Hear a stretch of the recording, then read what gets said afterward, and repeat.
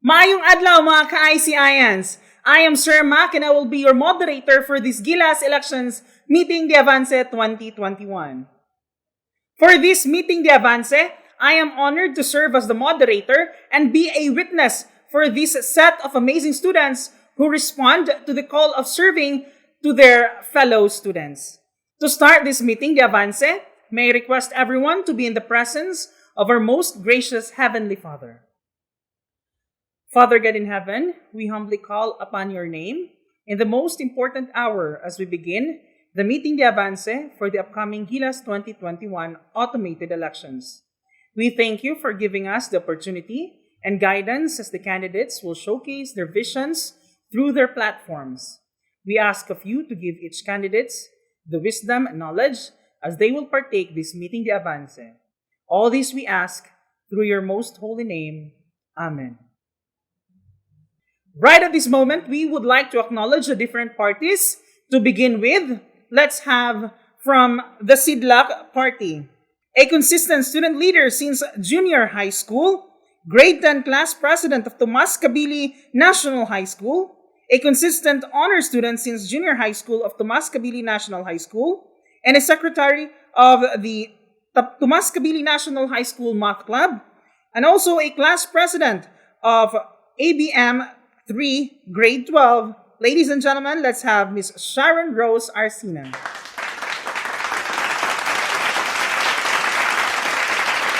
Running under the banner of SIDLAC Party, let's have the Vice President. We have a consistent honor student since elementary to high school, a grade 7 SSG representative, a grade 8 SSG auditor, a grade 9 Sergeant at Arms SSG, a grade 10 SSG Vice President of the ICNHS Palao Annex, a defending champion in declamation at ICNHS Palao Annex, a grade 7 MTOP qualifier at the division level, a grade 7 radio broadcasting competition second placer held at Tambo Elementary School, a representative of grade 11 STEM 3. Ladies and gentlemen, we have Ms. Rizalyn Oyangoren.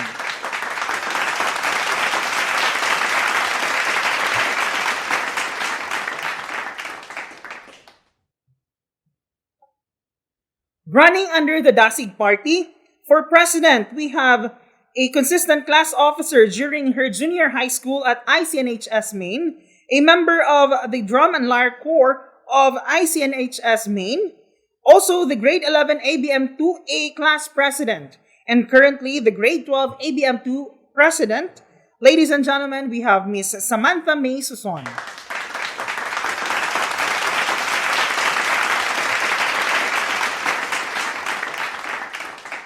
Running for Vice President under the Dasig Party, we have a grade 8 Vice President of Talisayan National High School, also the grade 9 Vice President of the same school, a member of the Drum and Lyre Corps of the same school, a consistent honor student, the grade 11 ABM 2B Class President, and currently the grade 12 ABM 2 Vice President. Ladies and gentlemen, Mr. Hamza Nasser.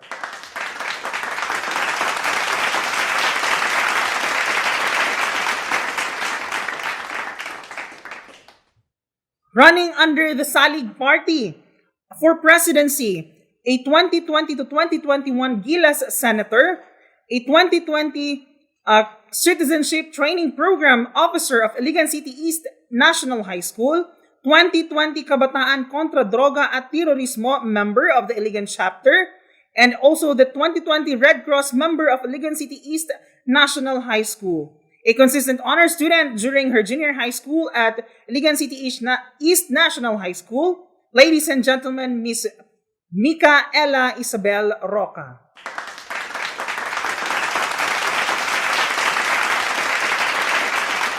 Running for Vice President under the Salig Party, a 2016-2017 President of the Supreme Pupil Government of Doña Josefa F. Celdran Memorial School, a 2018 to 2020 President of Theater Club of Suarez National High School, the class president of grade 11 STEM 1, and with honors during the grade 10 in his stay in the Suarez National High School. Ladies and gentlemen, Mr. Judel Montesilio Sabuero.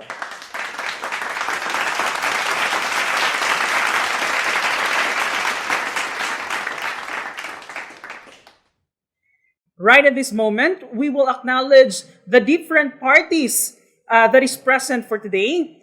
To begin with, let's have the Sidlak party, and then the Dasig party, and last but not the least, the Salig party. And now for the rules of this meeting de Avance. This meeting de Avance is composed of 3 rounds. 2 questions will be given in each round. For the first round, questions are coming from the GILAS Council. For the second round, questions are coming from the faculty and staff.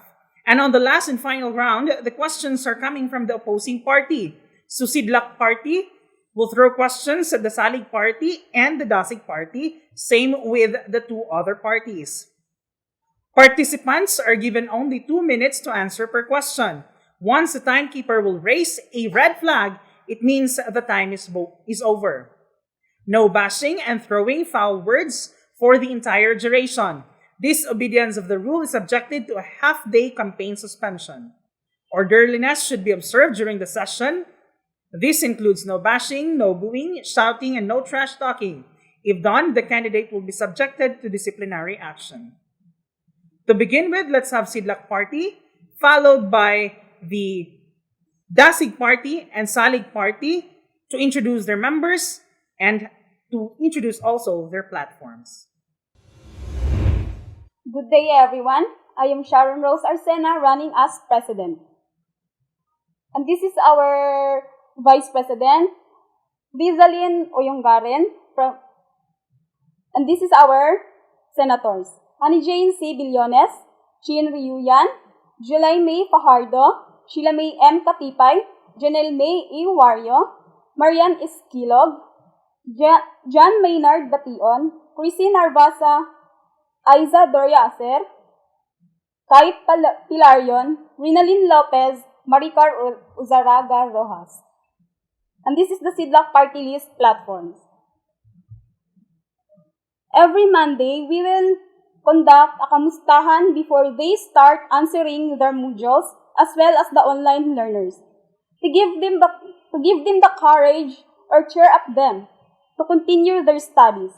Every Friday, we will greet them again if they were okay, how are their weekends, how are their studies, so that they can feel that there is someone is always there for them.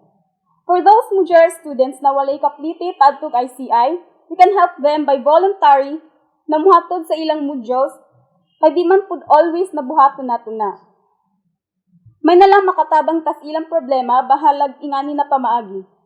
Of course, katurang walang-wala jud ikapliti. If ever na 2 weeks na sila or siya na walay access sa Google Classroom, then we will contact them og mag-ask nila kung nganong wala na sila nag-answer sa Google Classroom or for 1 week, and we will ask them also if ever they have a problem. Consultation for online learners for 2 weeks na inactive.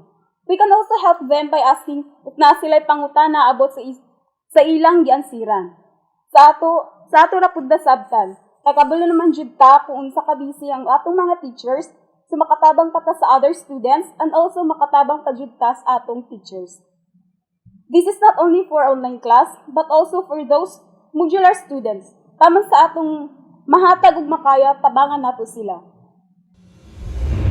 Good day, everyone. I am Samantha Mesusun from Dasig Party List, and I'm with Hamza Nasser, the Vice President of Dasig Party List. Here are the candidates of Dasig Party List.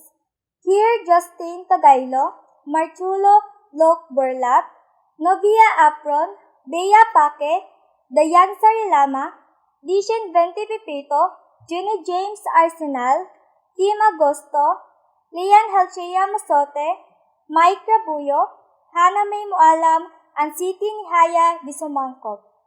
Our platforms are monthly students' concern, addressing the concern of the students, free delivery of modules in every barangay, gathering activities of senior high school students in ICI, including singing contest, dance competition, games through online, events, and many more. And lastly is the good morals and right conduct. Kamusta, ICI? Good day, everyone. Talk, we will listen. Your concerns will take an immediate action. Kinsami, Salig Party List. I am Micaela Isabel B. Roca, running as a president under the banner of Salig Party List. And this is my Vice President, Judel Monteselio Sombrero. These are the senators, Ana May Florin, Shini Alcaba, Micaela Sabadokia, Angel Mia Genelia, Rose Nina Abadenas, Jason Malazarte, Rich and City Alea Ocanila, Janaira Usman, Reina Balansag, Raymond Delphine, Ruth Jade Espanol, Marian Micarsas. And these are Salig platforms. First, community service, which includes tree planting, recycling program, and cleanup drive. Next, donation drive. Then, utilization of social media to reach an offer for ICI students. Then, calling center and drop boxes for the modular students. And lastly, pa-fun time sa ICI. For your voice is our concerns. Do not forget, we are the Salig Party List. Thank you, candidates. And now, we will start with the first round. For the candidates of presidency, here is your question. If all candidates, including you, are equally qualified, or if all candidates, including you, are equally qualified to be the president, why should you be the one selected? Again, if all candidates, including you, are equally qualified to be the president, why should you be the one selected? To start with, let's have the candidate from the Sidlak party, to be followed by the Dasig party, then lastly the Salig party. As soon as you reach the podium, your 2 minutes will start. I have decided to run as a president, not because I believe that I can do a good job, but because I believe that I can use the job to expand students' engagement. Both my goals, my personally, and if I were elected as a president, would to be to ensure to hear every student's voice. If I will be the president, all of my decisions will be judged by my members because you cannot call us a team if I only care about my decisions, and so that all their suggestions, concerns, and opinions should be welcome because we are helping each other to come up with a better plan for our school, because we are given a chance to help improving our school that will benefit not only the students but also the teachers and all part of the ICI. I can say that I am very capable of this work and I am ready for this responsibility, and I am very humble to say this. I am a former GILAS student council, so I will use my experience. That's all. Thank you, candidates. And now for the candidates of vice presidency, here is your question. As vice president, you will be the alter ego of the president. So whenever the latter is not around, you will be in charge. Let's say the view of the president towards a certain matter is not agreeable to you. For example, the president wants to ban the use of cell phone within the vicinity of the school, but you disagree. But then there is a meeting on the implementation of the matter and the president is not around. So you have the final word whether or not use of cell phones should be banned. Are you going to decide according to the desire of the president, or will you push for your own view regarding the matter? Again, are you going to decide according to the desire of the president, or will you push for your own view regarding the matter? To start with, let's have the candidate from the Sidlak party, to be followed by the Dasig party, and lastly, the Salig party.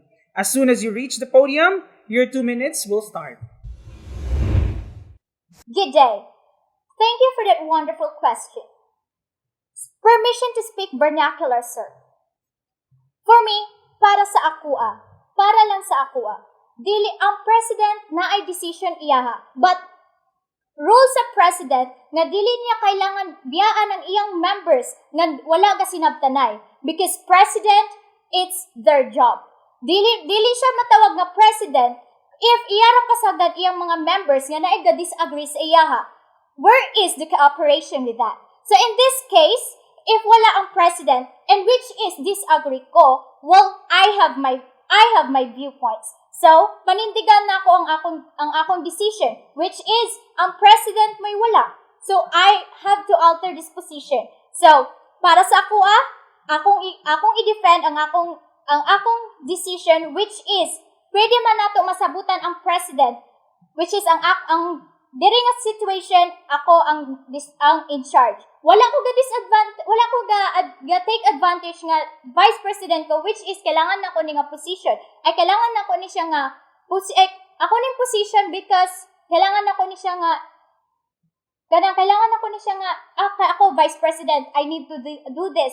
Like inanagod nga, we need to cooperate because cooperation is crucial.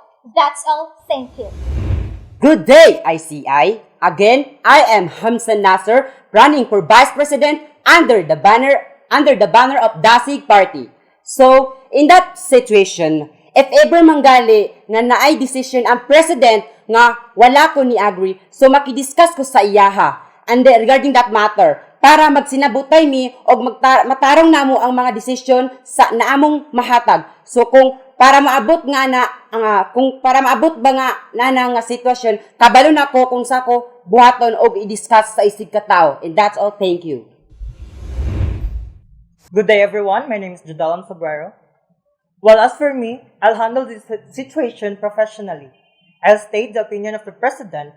However, I will also state my opposition to his or her suggestion, since I have the right to speak up about this matter. And we all have the right to speak and to give our opinion. And the result is up to the majority or whatever suggestion they would choose. Thank you. Thank you for your answers, candidates. And now let's move on to our second round. For the second round, we will start again with the candidates of presidency under the Sidlak Party, to be followed by the Dasig Party and the Salig Party. As soon as you reach the point at the podium, your 2 minutes will start. So this is the question. As student officers of the school, you will be making decisions all throughout your incumbency. As president, how are you going to decide in a situation where the interest of the students contradicts the policy or preference of the school? Again, as student officers of the school, you will be making decisions all throughout your incumbency. As president, how are you going to decide in a situation where the interest of the students contradicts the policy or preference of the school? As a president, dili ko basta-basta na maka-decide o unsa akong i-plan, but also na kailangan sad nako ang mga ideas or mga plans sa senators and also sa vice president. Dili ko basta-basta na maka-go lang kung sa akong buhaton for ICI, pero kailangan sad nako ila ang mga guidelines sa senators and vice president. Thank you. If the decision will affect the students and they have a better reason to disagree to their decisions, then we will be also disagreed. Because as I say, as a students' council, we supposed to look if there is a problem in a decision that made to affect the students and our school. As an open president, so first, the best thing I can do is to identify what was their main reason nga nang nag-contradict sila and nag-oppose sa policies or some certain subject. Then, understand ang ilang case so that it will be discussed after sa faculty, and after that, ato ang i-implement kang naaslay saktong point. That's it. Thank you, candidates, for presidency. And now let's have the candidates for the vice presidency. So we'll start again with Sidlak Party, to be followed by the Dasig Party, and lastly by the Salig Party. Again, as soon as you reach the podium, your 2 minutes will start. So here is your question. Is intelligence necessary for a student officer that is running for a position? Again, is intelligence necessary for a student officer in running for a position? Thank you for the question. For me, yes. Intelligence is important, but there is but. But intelligence with leadership. You are passionate and you are ready to serve. That could be all. Thank you. For me, maybe yes. It is not really necessary as long as kung unsay kaayuhan sa atong school o kabalo ka mong handle sa mga problems o challenges na imong ma-encounter o ni-believe ka sa imong self na kaya nimo ni. That's it. For me, yes.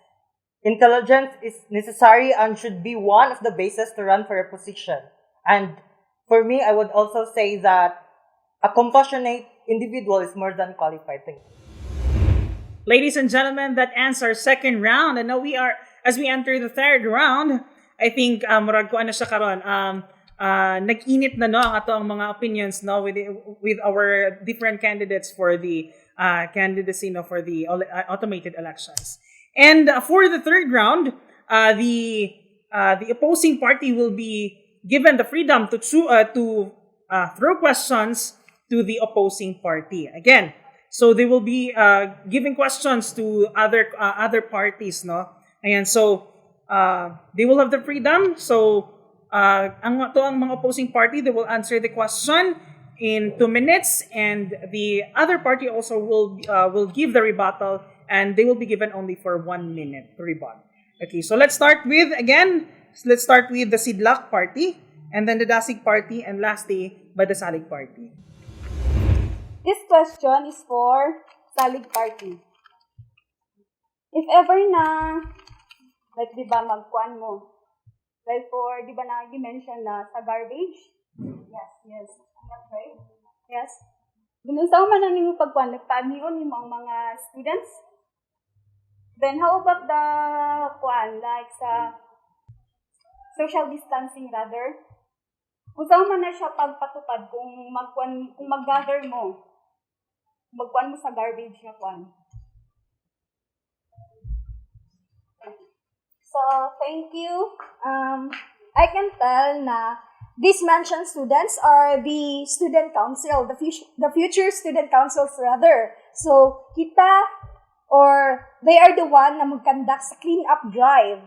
And then, by following also the safety protocols and with also the help of the ICI teachers, the faculty, and I am very confident na ma-implement din na siya through collaboration with the teachers and following the safety protocols once again. Thank you. And so, dili na siya kuhan, ang mga teachers lang o kamo ang magkuhan, ang mag-apila ng garbage na kuhan? yes, the future student councils. So, wala na ilabot ang uban nga students. These are the platforms of the future student councils. That's all. This question goes to for the Dasig party. Okay, so how can we assure that those platforms are maka-benefits ang tanan? May I know or unsaon ninyo pag implement? I mean, unsaon ninyo pag implement, and then how can we unsaon na mo pag-assure nga ma-implement ko tanan, I mean.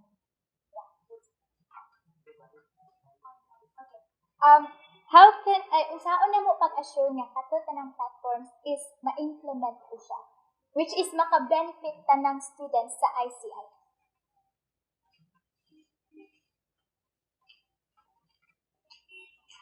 Your question is how saan mo pag-assure nga maka-benefit ang mga students and teachers sa mga platforms? Okay, so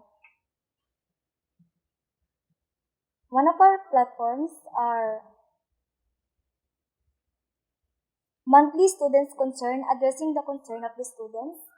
So obviously, benefits ni siya para sa mga students na nag-struggle sa atong year, like especially the freshmans, kay aware man jud ka kay naka-experience man ta sa students, di ba, nga natin mga struggle nga concern nga gusto nato nga ipaabot sa tong teachers, but sadly maglisod sila og entertain sa ato kay dili na ba kita lang gihandle dagan sa biya.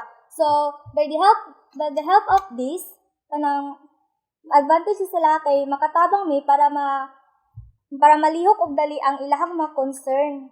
Dayon napod ni kaning sa mga platform nga free delivery of modules in every barangay. Advantage po ni siya sa mga students o teachers.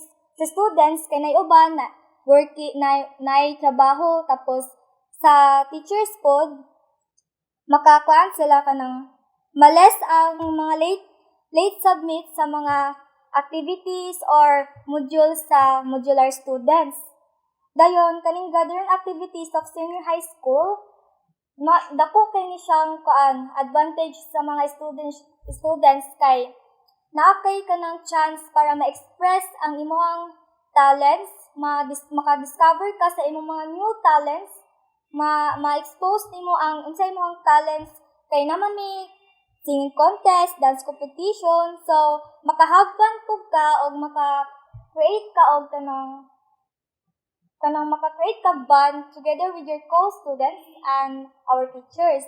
And lastly, the good morals and right conduct will be advanced. Okay, thank you. That's all.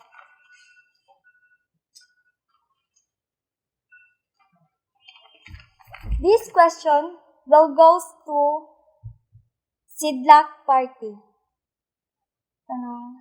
According to your platform, how will you encourage the students?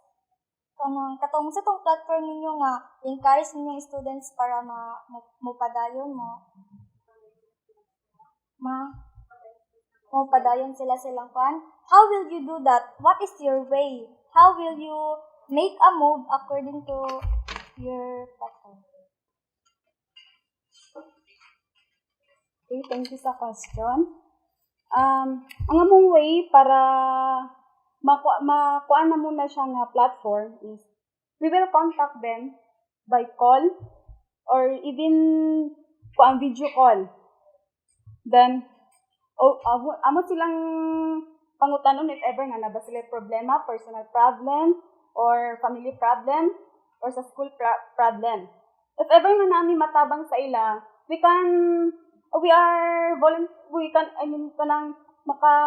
ready man pud mi nga kuan mo tabang sa ila, taman sa among makaya nga matabang.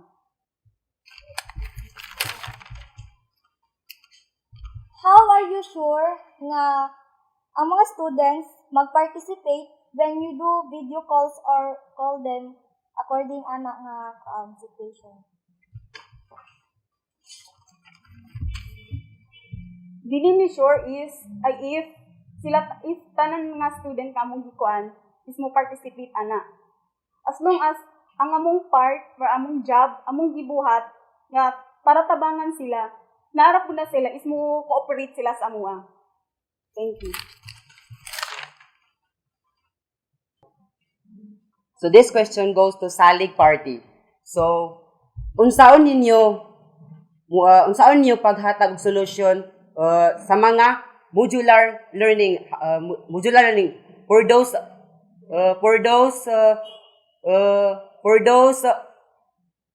low access area.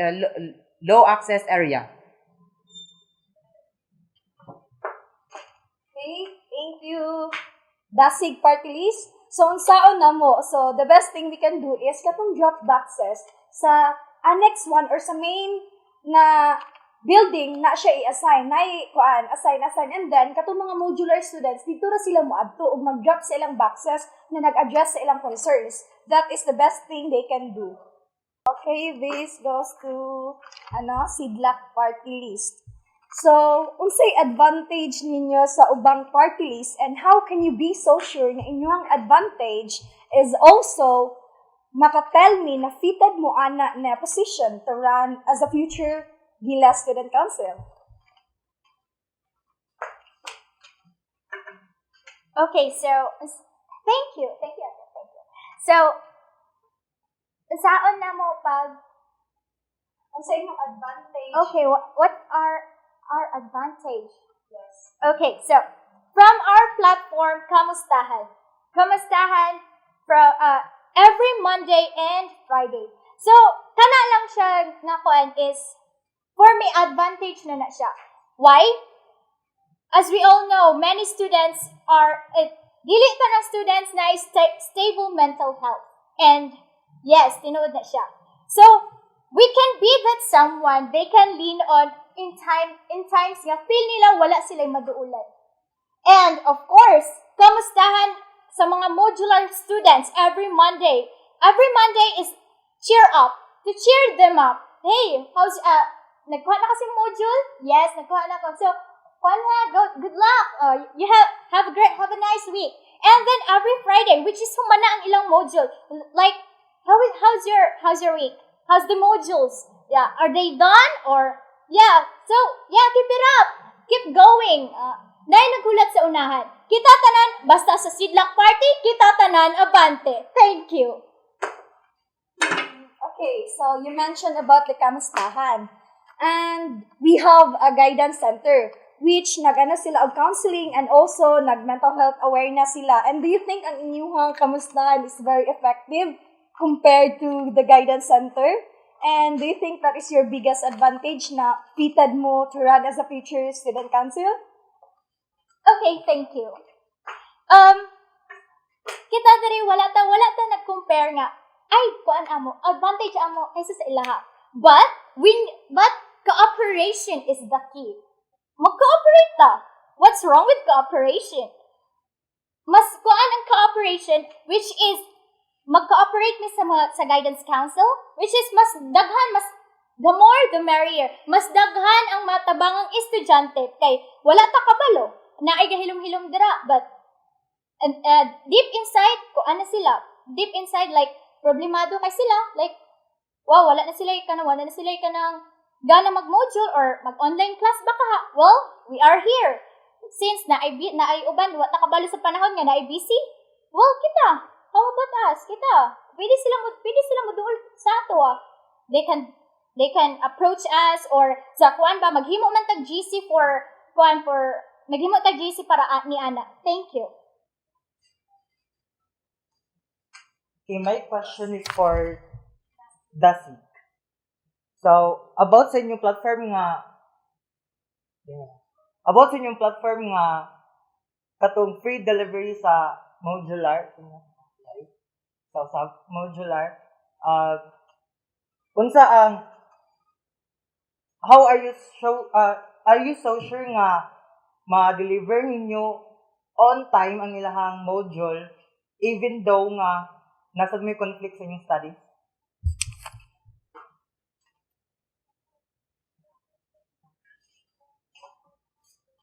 So, diri masulod no ang time management.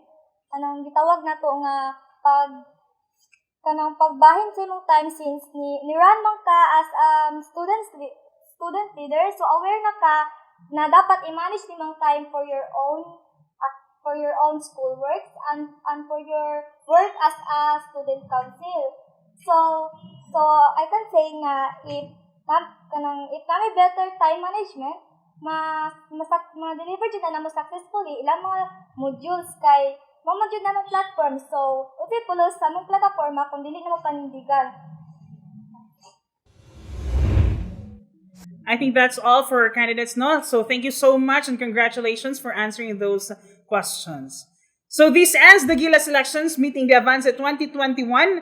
I hope through this meeting the Avance, our dear students of ICI will be able to choose who to vote for the vacant positions in the GILAS Student Body Council. Remember to vote for the most responsible leaders that will lead you for your stay in ICI. This is Sir Mac and you are watching the GILAS elections meeting the Avance 2021. Vote wisely.